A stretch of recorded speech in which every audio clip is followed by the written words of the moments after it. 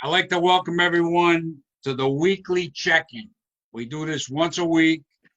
For those of you who don't know, my co-host, Jessica Leigh, is a therapist working real hard during the pandemic by day, and at night, she's our comedy therapist. All the comedians that need help, Jessica takes care of them at night by talking to them. She talks to them, and so Jessica's our comedy therapist. Now, we got some great guests on tonight. These are some of the comics that came onto the scene the last year and a half. Some took our comedy class. Some, we got Meghann, Alyssa. Meghann, been doing comedy a while, been at the Comedy Connection. We got Scott Machado. Scott's on tonight, been at the Comedy Connection and Pub on Park. We got Aaron Leidecker. Aaron, been at the Comedy Connection. And Holly Day, also been at the Comedy Connection. And you guys have been in some of the Comedy Factory shows, the Knights of Columbus, some of the contests, the Pub on Park, some of the Warwick Knights of Columbus shows, the VFW in Warwick. We've had you guys. We were just getting rolling, and then the pandemic hit, and I came up with the idea. A lot of comics doing Zoom stuff. I talked to Jessica. I came up with the idea to do some Zoom shows. And we record them and put them on Facebook. We tried to go Facebook Live. That's a whole other story. Every time we did it, we got cut off. We gave up. And now we record it, and then we put it on Facebook, and it works out much better. But it's great having you guys. Meghann, Alyssa, I don't know how long I've known you. Now, when did you first start comedy, Meghann? I think I was like 24, so like 6 years ago. 6 years ago. And I had you at the Comedy Connection, I believe. Yeah, right, back then you had my first show. Yeah, and you did, and you took a little hiatus. You came back, and you were having some great sets. You smoked the Comedy Connection. You got in a contest. You came in second, I think, in the contest we had a few months back. Yeah, you had an awesome set. I thought you were going to almost pull it off. You had a really, really good set. My co-host Jessica Leigh. What do you got to say to start this weekly check-in off, Jessica? It's starting to scare me how much I have in common with Meghann and Alyssa, because I also had a 6-year kind of weird thing happen, where it was in between. So that's another thing that we can just put in the pile of things that we have in common. So that's an interesting number, right on the dot. But yeah, that's. I had 8 years. I did it in '83. Got up 3 times. Quit for 8 years. Came back in '91. So I lost 8 years of the comedy boom, which I often regret, but there's not much you can do about it. Did you change your style within those 8 years? Wow. I mean, I got up once, and I did work the crowd a little, but I didn't know what I was doing. But I had a really good set, and then I got up twice at Periwinkle's Comedy Club, was in the arcade, and I bombed horribly twice. And then I was like, forget this. The funniest part, my first time on stage was around '83.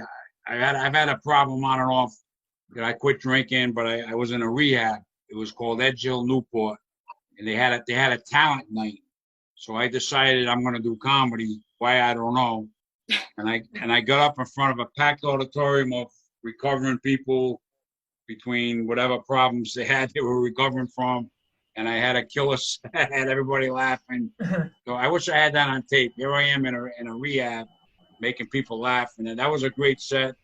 And then I got up at Periwinkle's, great set. Then I bombed twice, quit for 8 years, came back in '91, great set. Got up the second time, bombed.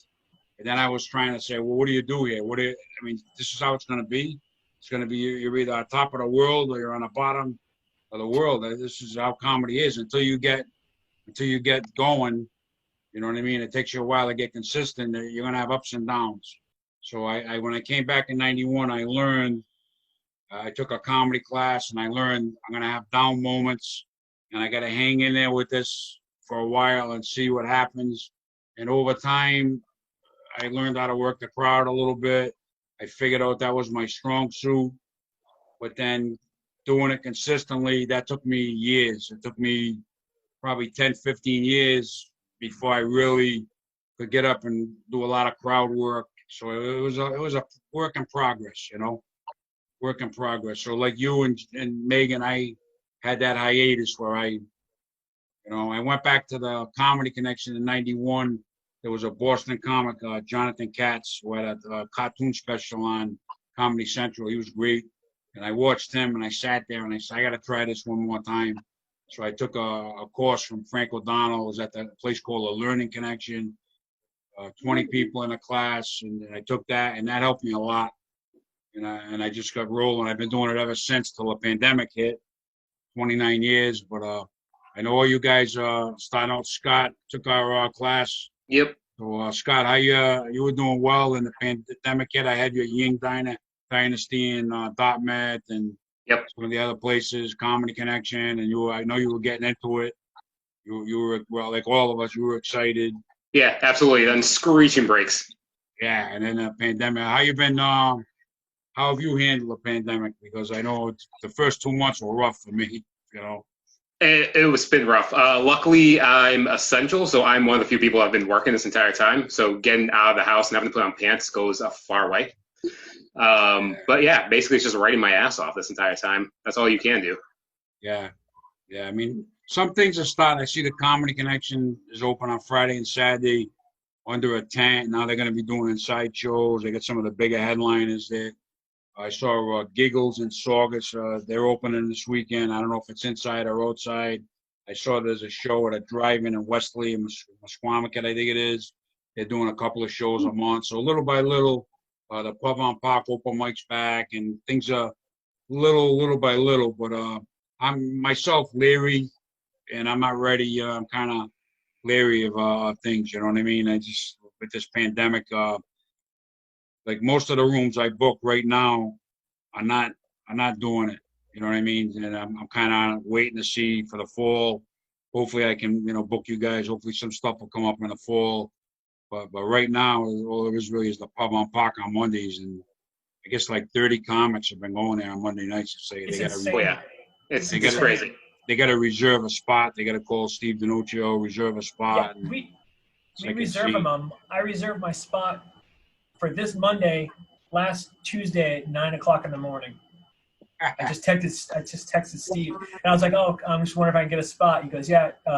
He said 24. I'm like, "Jeez." I'm like, "You guys get up early." Like, 24 comics already. I guess he told me he turned down a bunch of comics. He hit 30, and that's the limit. And then after that, he has to turn people down. So people are scrambling. I mean, it's tough, I mean, there's no stage time. That's the problem. There's no stage time.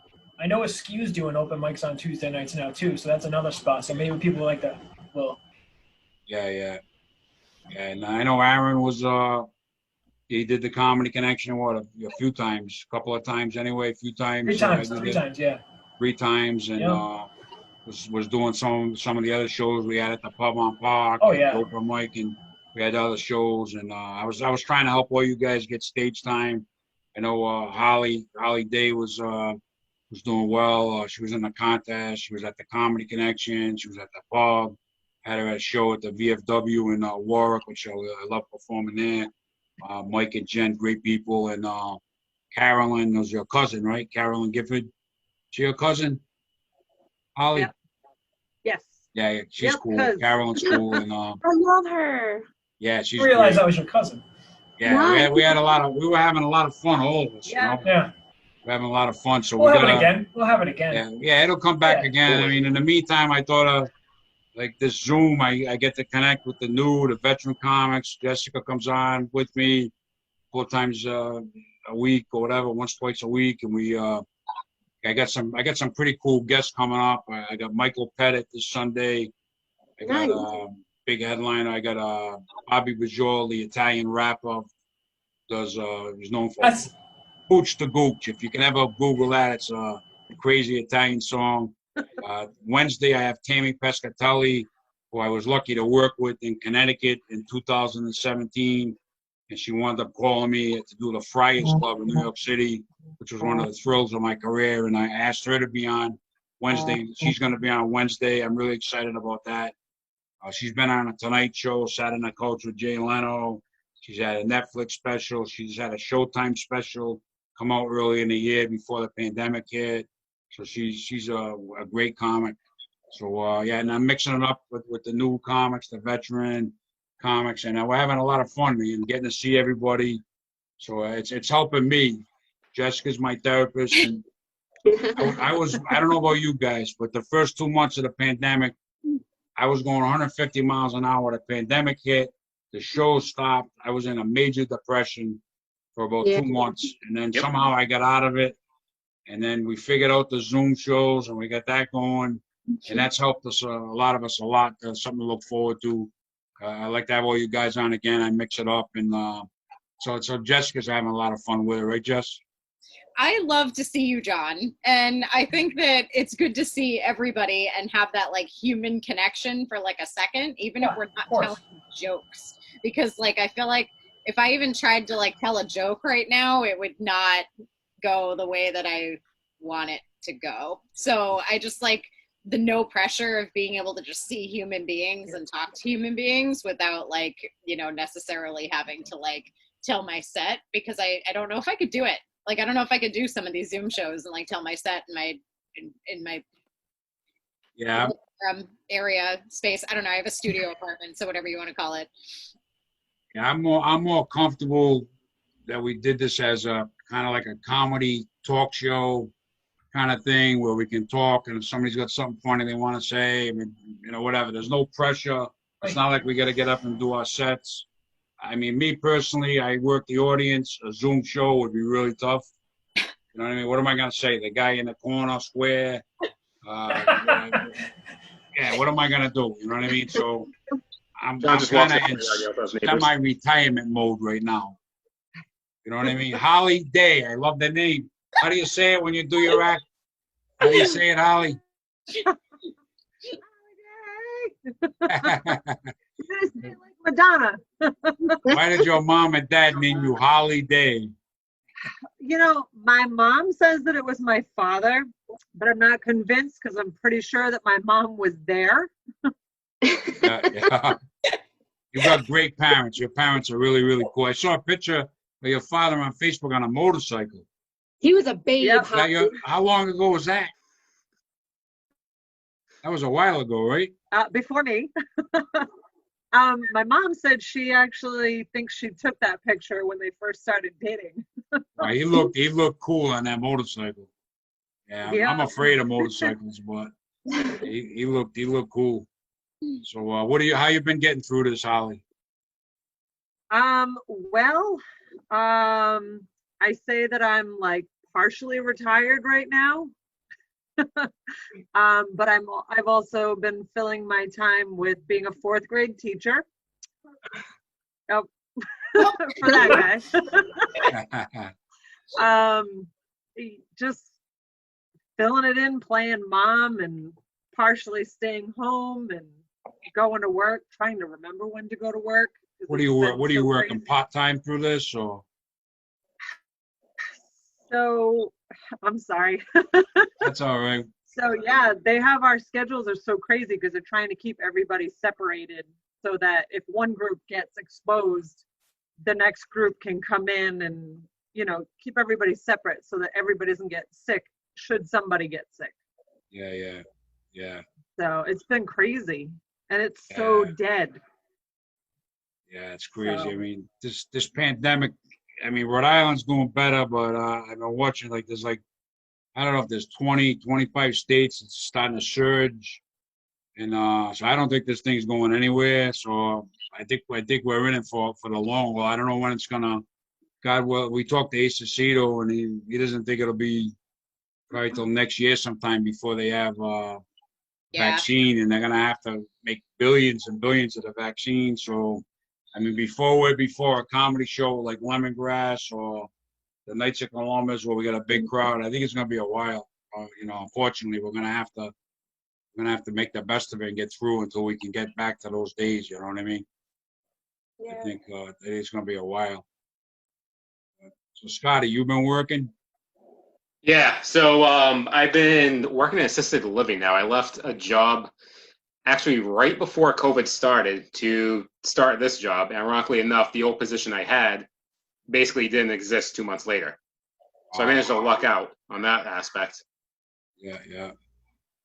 And Meghann, you've been working or no?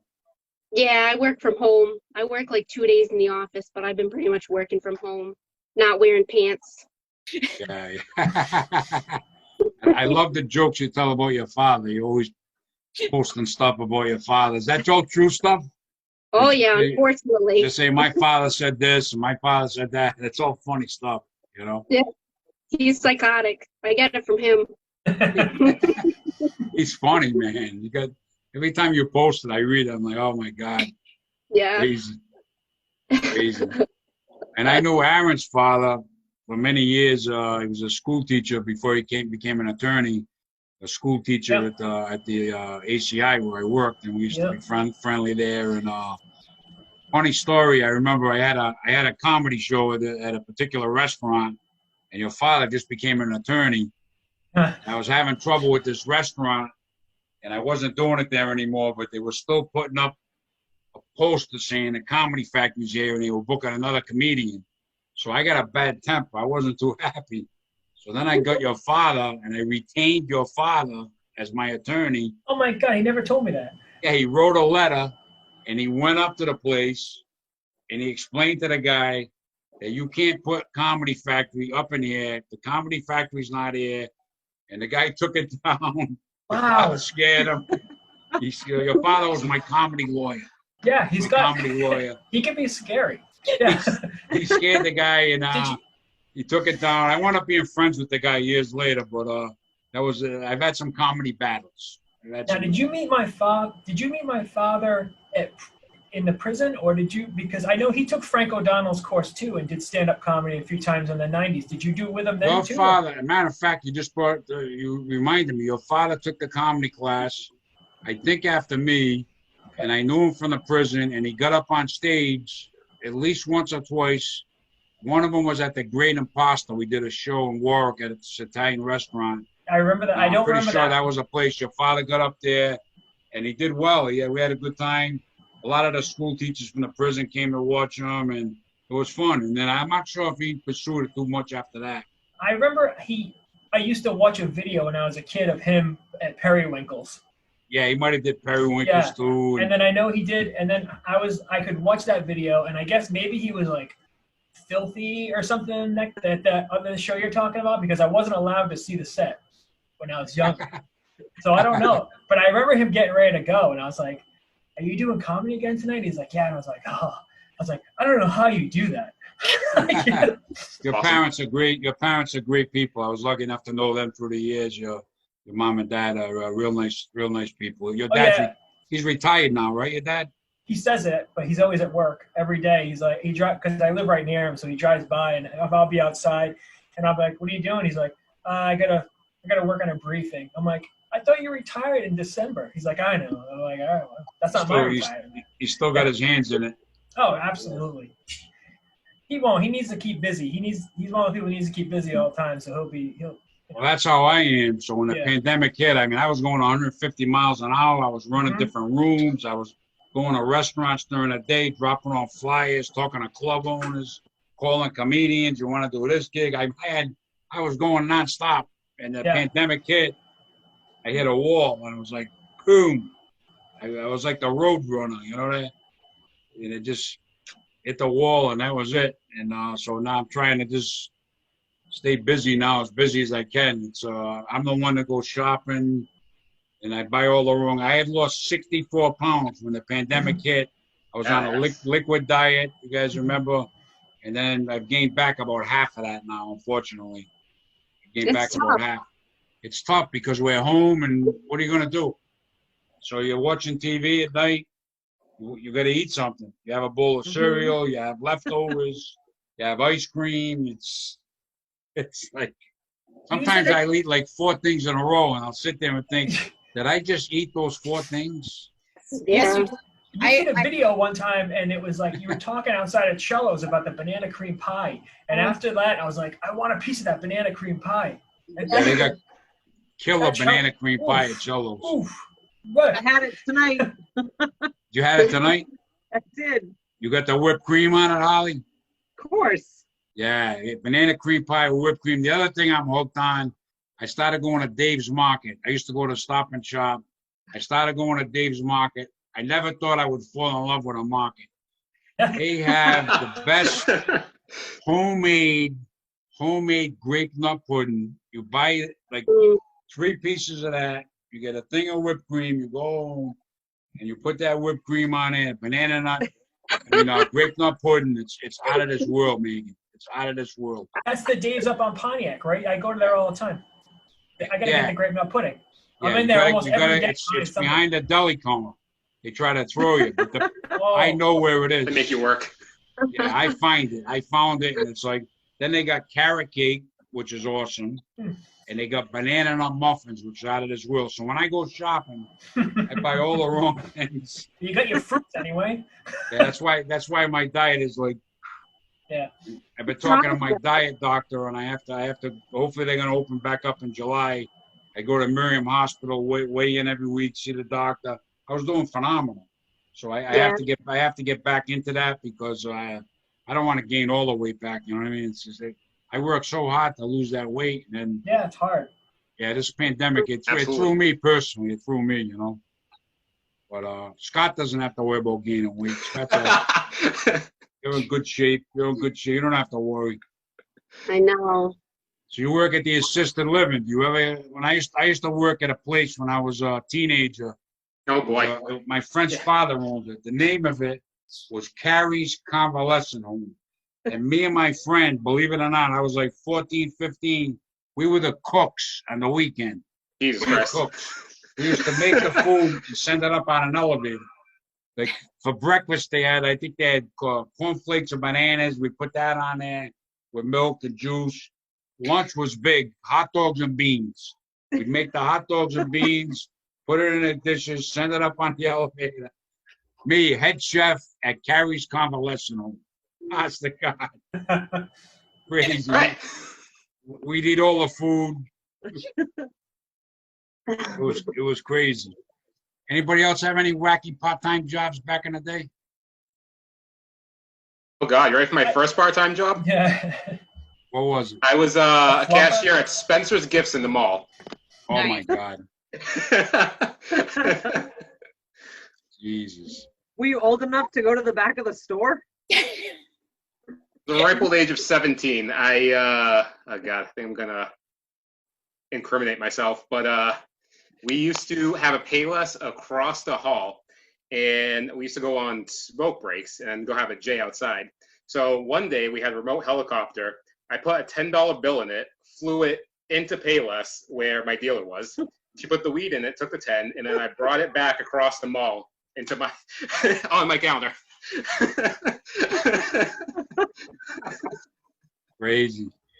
I worked. I won't say the restaurant, but I worked at this restaurant. I used to have to make the tuna fish. This is before we had to wear gloves, and this is how restaurants used to do it. They had a giant bin. And I had to put all this tuna in. Just saying, don't say it. I had to put all the tuna in with the mayonnaise and mix it. No. And everything was fine. Jessica, until I brought my finger out and my Band-Aid was gone. Oh! Awesome.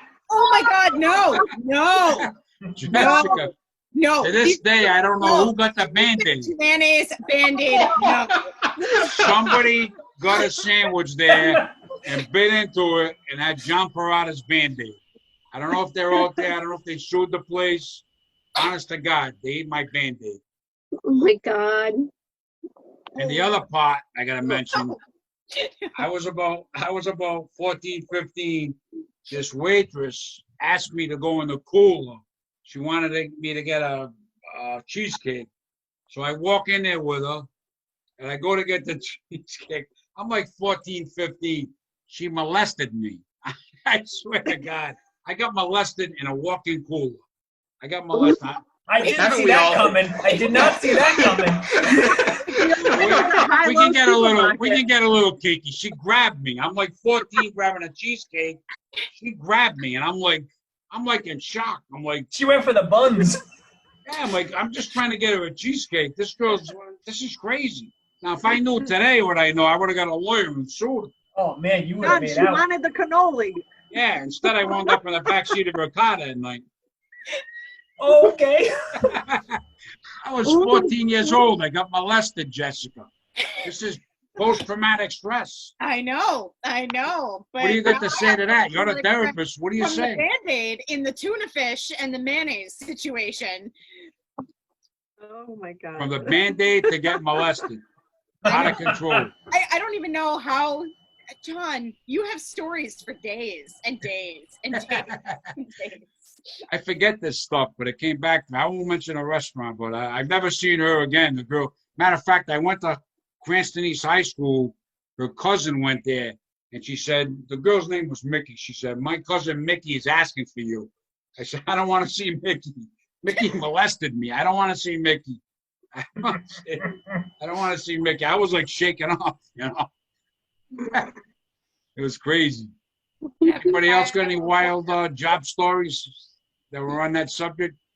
Jessica, you don't have any wild job stories? Wild job stories. Or crazy jobs you had? My first job was Papagino's. Yeah. But I don't really have anything like out of the ordinary. My second job was iParty that I worked at for like 5 years. So I actually like had the opposite of love for Halloween for a while. Like I went from loving Halloween to being terrorized by Halloween, and then like started to love it again.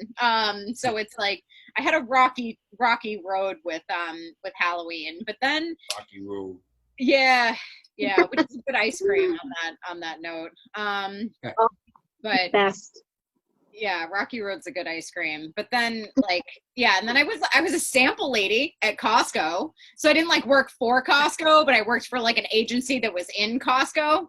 So I could come by you and you'd say, would you like to try this, sir? Yeah, but I would have like slipped you like a whole bunch. Like if I was like demoing like a steak and cheese sub, I just would have given you the whole sub. You're crazy. Now I'm incriminating myself. I probably shouldn't be talking about just, giving away the samples. I know, they're going to come back and get you. We had like a whole like hustle system though, like within like, we would like go on our breaks and like go and like literally have lunch at like walking around all the sample stations. But that was kind of a fun job. Unless they sampled like stuff that was awful. Like one day I ate like just like pickles and like chocolate one day because that's like all that we had and it was really terrible. But I don't know. But I don't have any like really fun like work stories. I remember being in Stop and Shop. And I was about 14, 15. I don't know why. I worked at the prison for 36 years. My friend told me we got a shoplift hamburger. So I got a thing of hamburger, put it down my pants. He got a thing of hamburger. We walked out of the market with hamburger. Now, why did I take a chance on shoplifting hamburger? I don't know. But we went home and cooked the hamburger. I didn't get arrested. And then I wound up working at the prison. I'm technically a shoplifter. I'm a shoplifter. Speaking of prison, I don't have a crazy job story, but I almost ended up there because I used to work at Brooks. I used to work at a pharmacy. Yeah. And the manager had this routine where this is before all like cameras and all that stuff and like the fancy credit card machines and stuff. And she had this thing. She's like, look, she goes, every time someone's paying cash, I'm refunding it and I'm taking the cash. So I did that too, right? Oh man. So we did it for a while. Oh God, I mean, this is statute of limitations is done by now. But so we would be making like $30 a night for so many weeks. We're basically all criminals. So basically, one of the girls got really selfish and did a return, and what she did was she returned 20 cartons of cigarettes, like to herself. So they caught wind of it because they could see the sheet. So she calls me up. It was like 2 days before Christmas, and I just turned 21, and she's like, I'm letting you know they had cameras in there. And I'm like, what? She's like, they've had cameras in there since August. We're all going down. And I'm like, I just turned 21. I'm going to go right to jail. This sucks, right? So months, like a couple weeks passed, and like the guys, like the head of the security was like coming in, kind of nabbing everyone, like little by little, like, oh, this guy got fired because of what? And this guy got fired, this guy got fired. And then I was like, I think I'm just going to quit, right? As soon as I was about to quit, this is like 2 weeks after Christmas. He comes in, the security guy comes in, he goes, oh, you want to have a talk in the back? I'm like, okay, like I know what I did, right? So in the back there, and he goes, look, we know we got you on camera, we got this, and I knew by that time I thought they don't have cameras in here. So I said, you don't have me on camera. He goes, yes, we do. He's like, we have camera. I was like, I'd like to see the photo. I'd like to see the video. And he goes, look, we could do this the hard way, or we could do this the easy way. You sign this promissory note saying you'll pay back any money you took. So, and I know that $500 was a felony. So I was in my head, I was like, I probably took around $300.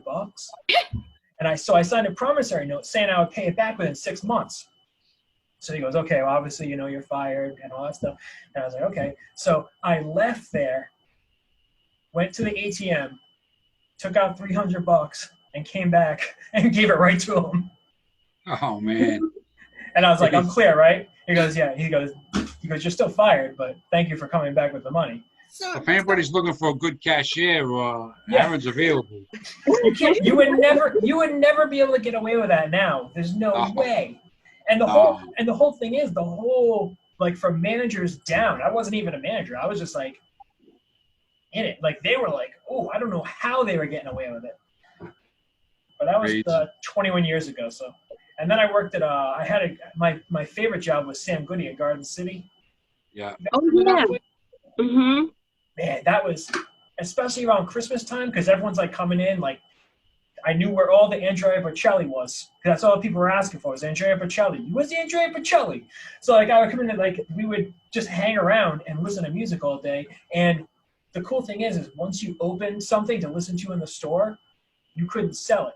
Like it was used and you could take it home. So we were opening CDs all the time. And they just happened to open a Panera Bread right in the same plaza. So like I was getting so fat eating like prosciutto and mozzarella sandwiches while I'm like listening to music, and that was like I made some good friends there. That was like one of the best jobs I've had, but it wasn't like a cookie wacky situation like Scott over here.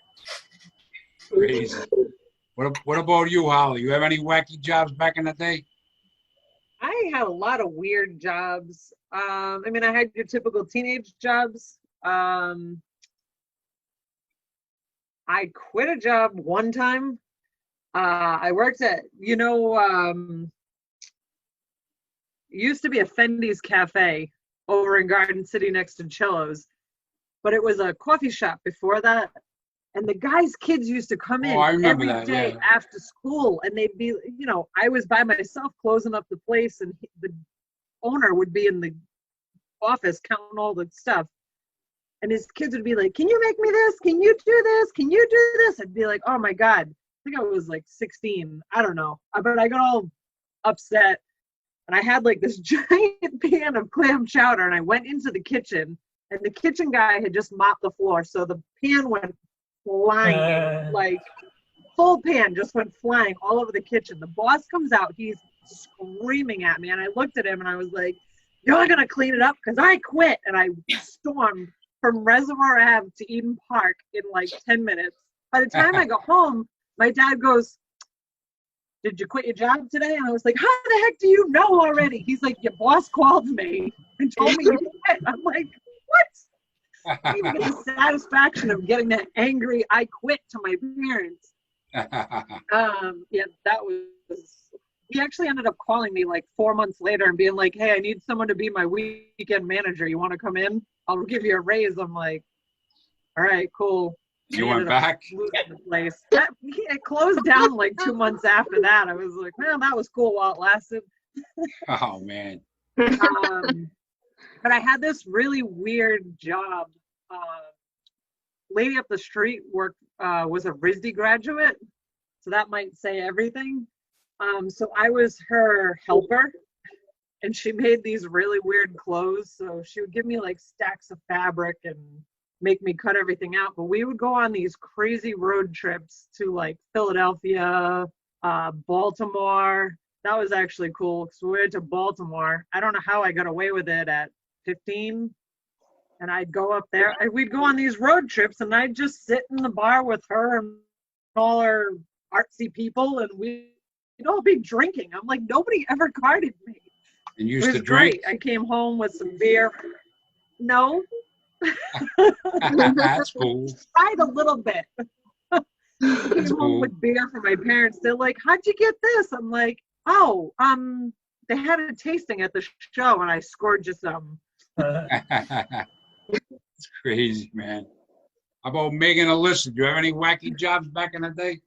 Nah, not really. Work is like the only thing that's like normal in my life. You never Honestly, had a wacky. You never had a wacky job. You never lost a Band-Aid in tuna fish. I got molested. Nothing. I was a bartender for a while. There was a couple of times I sliced my fingers up, and I was the only bartender. I was cutting up fruit, and I don't know, maybe blood got in their drinks. I'm gross. So Yeah. I remember. bled in the muffin mix by accident one time when I was a manager, bakery manager. oh We got Yeah. rid of it. I mean, we got rid of it. This is HIV. Oh, no. You know, we knew we don't want to mess with blood. This was 1995. no, I think blood got in the drinks that I sold. Really? I wouldn't doubt it. I couldn't cut limes to save my life. I could not cut limes. So I sliced my fingers up literally every shift. And I would put tons of Band-Aids on, like wrap it and wrap it and wrap it. But I was the only bartender, and I definitely remember times where I'm like, you know that movie, scary movie, Take My Strong Hand? Yeah. Yes. So it was like that, but my fingers were like all cut up. But I mean, I know it's disgusting, but it happened. So she's got blood going in her drinks. I got Band-Aids going in her tuna.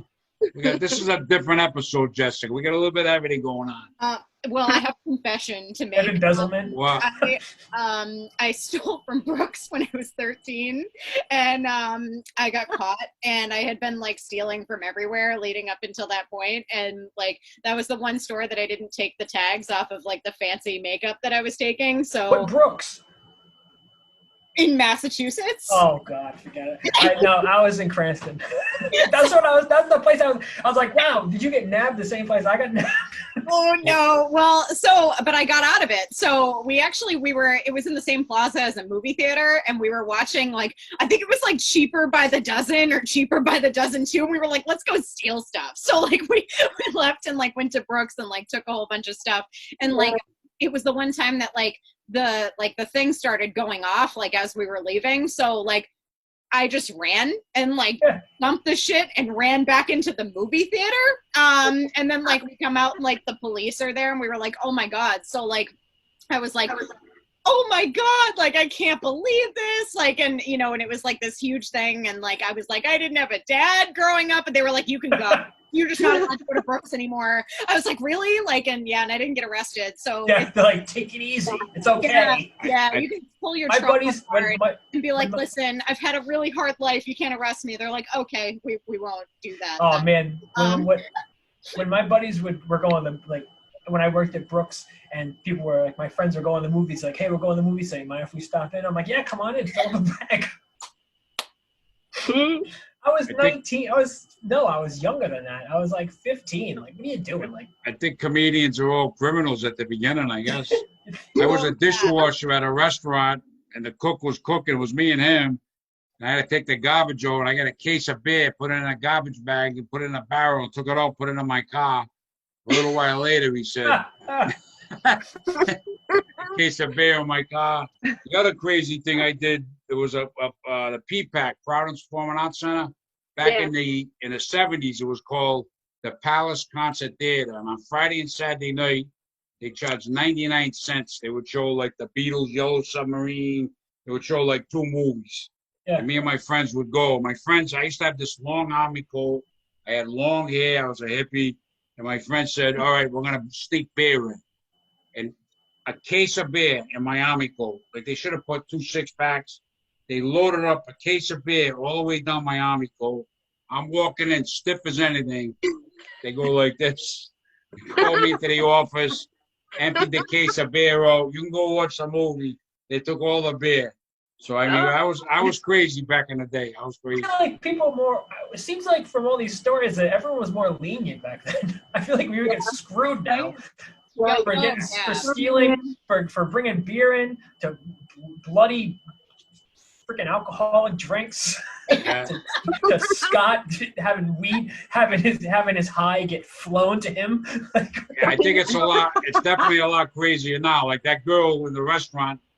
I mean, if I ever went home and told my mother, say this happened now when I was a teenager, this girl molested me, she'd be fired, probably get a lawyer, the whole 9 yards. Back then, it was like, oh, she touched me, okay. That was it. Jessica. I know. That's I the way things happen in Coolers. Yeah.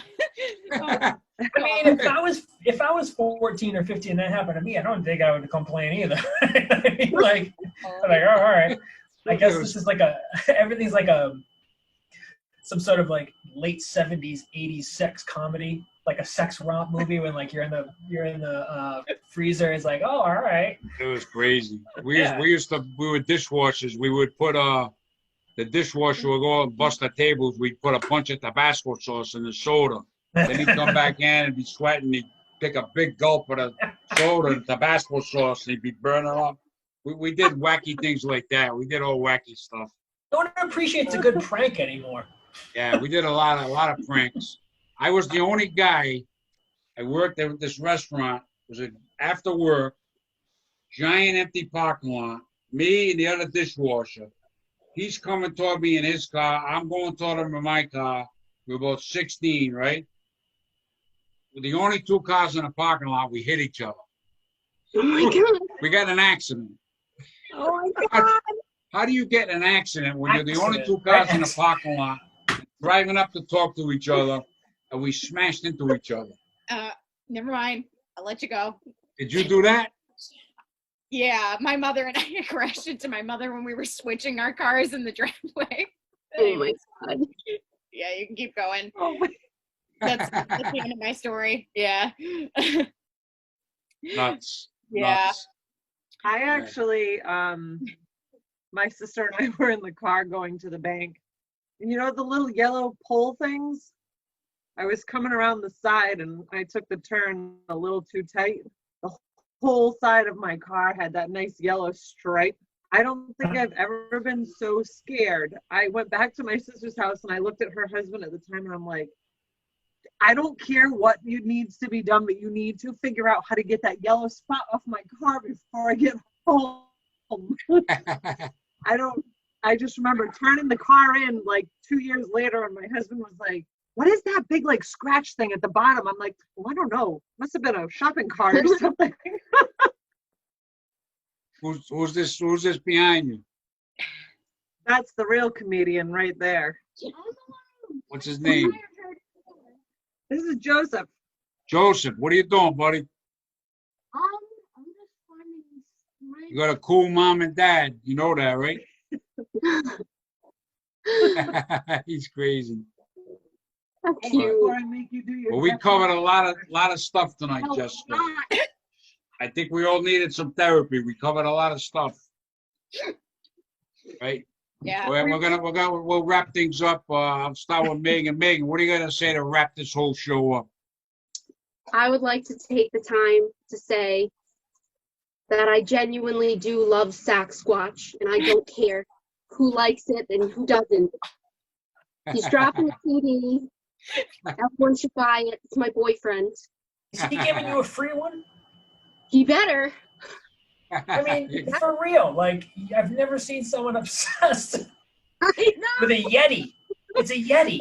And like, It started as a joke, but I just ran with it so much in my mind. that's how all my relationships. That's how all my relationships start.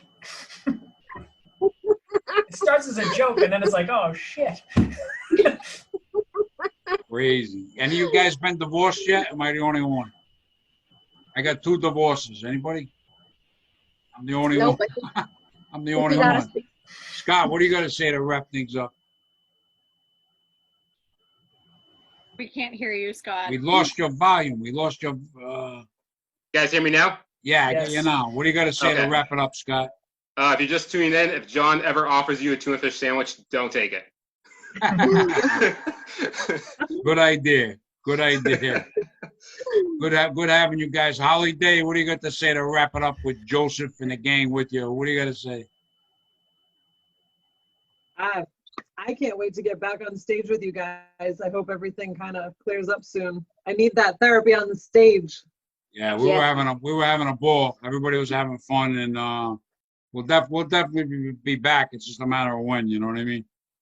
In the meantime, I'll have you guys back on air. We'll do some Zooms and try to have some fun and talk about crazy stories. Aaron, what do you got to say to wrap this up?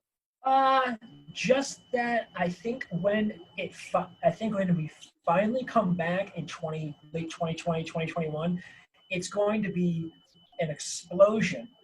And I think it's going to be a good explosion. And I think everyone is going to be so pent up from not performing that shows are going to be out of control. And it's going to be a few months, but it's going to be like nothing. We never skipped a beat. I know that. Yeah. Yeah. Once we get back into it, it's definitely going to be. We're all going to be right into it. You know what I mean? Yeah. It's going to be big. You know. Yeah, definitely. But Until thanks for then, having all you guys. What's that, Aaron? I want to get everyone on my podcast at least once before this. So Jess was on it the other day. Meghann was on it before too. It's a lot of fun. Yeah, let me know. I'd love so to much come fun. on. Jess, anytime we'll come on. We love to come on. Awesome. Jessica, what do you got to say to wrap it up? You're the co-host. That I also used to steal hair dye for all my friends for like Christmas presents, so it wasn't all just self-centered motives. And just to recap, that I have paid my price dearly through the juvenile justice system and paid my debt to society, and now I'm on a different page. But like Aaron was saying, that this is way past the statute of limitations anyway. So. Yeah. You know, but aside from that, no, it was good to have everybody on, because I think that I think I've only, like, I met these guys at Copperfields, all of them. I think I met everybody here at Copperfields, and then I met some of them again at Copperfields, and then the contest, and then it was the pandemic was like, oh, now you can't do shows anymore. So it was, yeah. And like, people knock social media, but this is what's been keeping us together. I know. And like, exactly. Yeah. When you're isolated, it's like the only outlet to like the outside world. Yeah, before I go, Steve DiNuccio is going to book Copperfields. I think it's July 24th or something like that. So if you want to get a spot at Copperfields, if he hasn't already booked it, contact him. You might be able to get a spot at Copperfields towards the end of July. So contact Steve and Facebook or whatever you're going to sell, and you get your spot coming up at cool. I'll text him as soon as we get this. But I want to thank everybody. Jessica Leigh, my co-host, is the bomb. Meghann, Alyssa, I've known a long time. I love Meghann, Alyssa. Scott Machado, I'm starting to have feelings for you too. I'm a little concerned. Holiday, we love the name. We love Joseph. We love your whole family, your mom and dad. You guys are the bomb. I love Megann's dad. I know your dad, Aaron. He's a great dude. Your mom and dad, thanks for coming on. You guys stay healthy and just do the best you can until we can get back on stage. Everybody, thanks for coming on, and we'll definitely have you on again. Everybody stay healthy. God bless you guys. Take care, John. Take care, everyone. See you guys. Hey, guys. Take care. Hey. Take care.